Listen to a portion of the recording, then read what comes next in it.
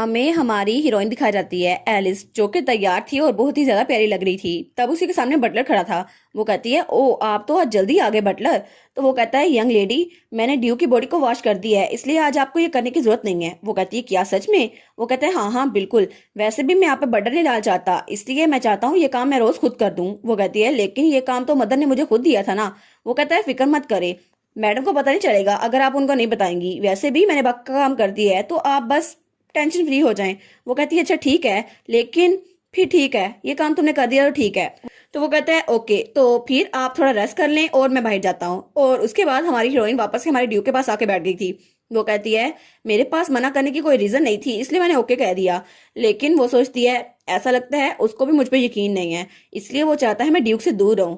फिर भी चलो, आफ्टर ऑल मिसेस क्विलन का इंसान, उसको तो यही लगता है ना कि मैं मिसेस क्विलन के पीछे हूँ। लेकिन खैर जो भी है, मेरी एक्टिंग स्किल इतनी भी अच्छी नहीं है। तो तब वो ड्यूक को देखती है और उसके चेहरे की तरफ हाथ बढ़ाती है। वो कहती है, अब हमारे दरमियान जो लाइन थी वो तो ड्रा हो ही गई है, लेकिन फिर भी मैं तुम्हारे लिए बहुत ज़रा फिक्रमंद हूँ।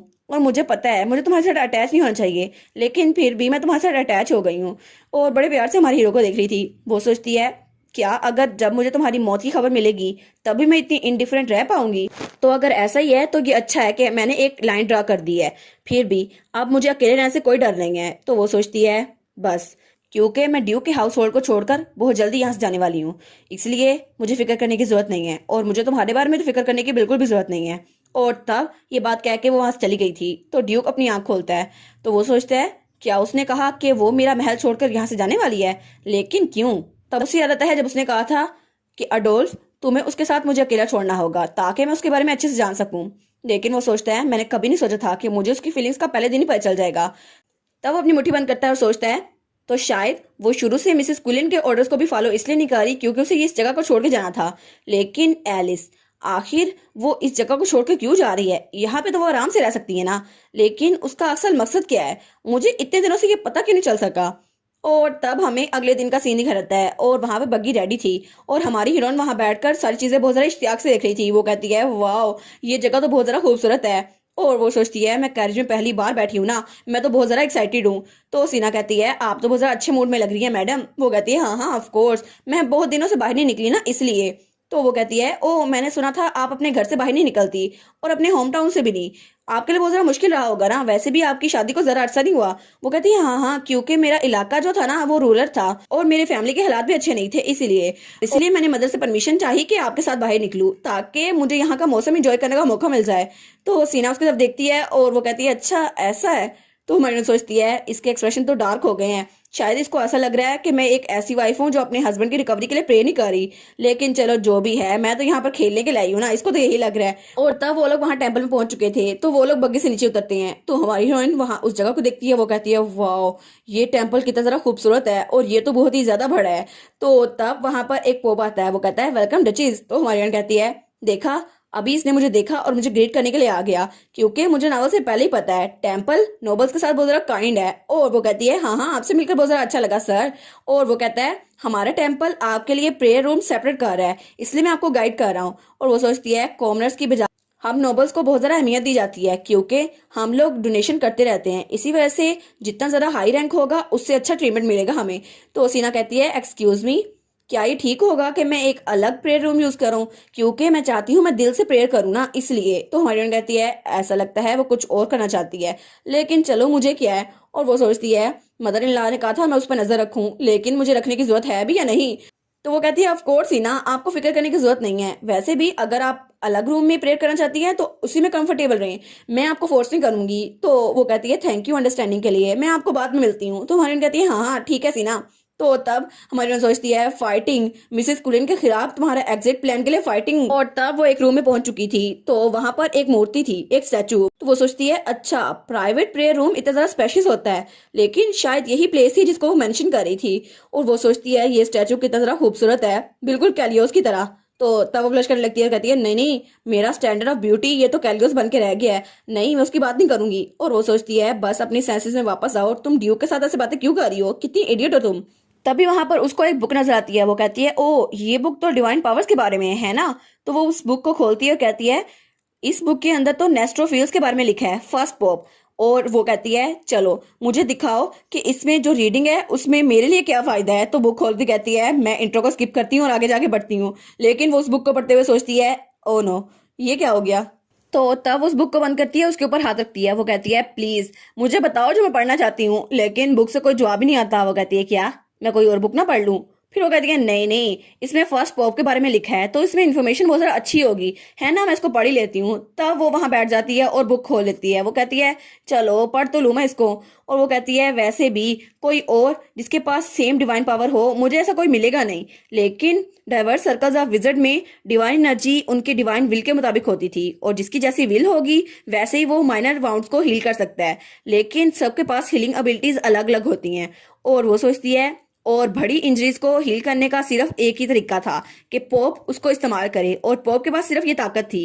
लेकिन जो लोग हीलिंग मैजिक यूज कर सकते हैं और बड़ी बड़ी इंजरीज को कर सकते हैं वो एलीट क्लास होती है और इसकी वजह से सीनियर क्लरिक्स उसको बहुत ज्यादा इज्जत देते हैं। और वो सोचती है कम अज कम मैं इतना तो अचीव कर ही लूंगी ना। लेकिन तब वहां पर देख के तो वहां लिखा था मेजर वाउंड्स को हील करने के लिए सीनियर क्लर्गी लेवल करेक्ट होना चाहिए और उसको अटेन करना बहुत ज्यादा जरूरी है। तो वो सोचती है मैंने ड्यूक का वाउंड हील तो कर दिया था, लेकिन सच में मेरे पास इतनी अच्छी हीलिंग पावर है भी या नहीं। और ये तो रेयर लेवल होता है ना, मुझे लगता है मेरे पास इतना नहीं होगा। और वो सोचती है शायद मेरी एबिलिटीज बहुत ज्यादा एक्सीलेंट हो, क्या मैं सीनियर क्लर्की मैन बन सकती हूँ। तो वो कहती है मैं उस सूट में कैसी लगूंगी। लेकिन फिर वो सोचती है कि जरा काम होगा ना, एक ह्यूज टास्क और रिस्पॉन्सिबिलिटी, और सब कहेंगे मिनिस्टर मिनिस्टर काम करना होगा। और वो कहती है नोबल मैनेजमेंट भी करनी पड़ेगी मुझे। नहीं नहीं नहीं, इतनी सारी जिम्मेदारी नहीं ले सकती हूँ, मैं तो बहुत ज्यादा थक जाऊंगी। तो वो कहती है अच्छा ठीक है, तो सबसे पहले मैं अपने आप को हाइड करती हूँ और मॉडरेशन में रहूंगी ताकि किसी को पता ना चले। लेकिन आखिर किसको पता चलेगा कि मैं किससे छुप रही हूँ। तो तब वो स्टैचू को देखकर सोचती है तुम्हें पता नहीं चलेगा ना कि तुम कितना ज्यादा शेमफुल होगे अगर तुम मुझे कोई ओराकल ना दो। मेरे पास तो कोई मिराकल भी नहीं है। तो तब वो स्टैचू को देखती है तो उसे लगता है वो हिल रहा है। तो तभी उसको आवाज आती है डचिस डेराट। वो कहती है क्या, इस स्टैचू से आवाज आई, सच में ये बात कर रहा है। लेकिन तभी वो पीछे मुड़कर देखती है तो वहां पर दरवाजा खटखटाता है कोई। तो आवाज आती है डचिस क्या आप ठीक है, मिनिस्टर ने मुझे कहा है मैं अंदर आ जाऊं। तो वो कहती है अच्छा चलो, कम अज कम ये प्रीस्ट की आवाज थी, मुझे लगा कि गॉड मुझे रिस्पॉन्स कर रहे हैं, लेकिन मैं तो बहुत ज्यादा डर गई थी। चलो अच्छा हुआ ये स्टैचू से आवाज नहीं आई। वो कहती है प्लीज आप अंदर आ जाएं। तो वहां पर एक लड़की थी, वो कहती है हेलो मैडम। तो फिर वो कहती है हाई प्रीस्ट ने आपके लिए चाय का एक कप भेजा है और इसमें बहुत ज्यादा अच्छी हर्ब्स है, इसकी वजह से आपकी सेहत अच्छी रहेगी और इसकी खुशबू भी बहुत ज्यादा अच्छी है। तो हमारी नन सोचती है शायद ये लो रैंकिंग की प्रीस्ट है। तो तब वो उसको देखकर सोचती है लेकिन मेरा आइडियल व्यू प्रीस्ट का जो था वो तो यही है ना। और तब उसे कहती है एक्सक्यूज मी, मेरा आपसे एक सवाल है। तो उसके सामने जो प्रीस्ट थी वो कहती है जी आप पूछें। तो हमारी नन कहती है क्या प्योर होना जरूरी है क्वालिफिकेशन के लिए, प्रीस्ट बनने के लिए। वो कहती है हाँ हाँ बिल्कुल। तो हमारी सोचती है लेकिन कुछ ऐसे भी लोग हैं जिनकी शादी हो गई है, तो क्या इस सूरत में कोई प्रीस्ट बन सकता है।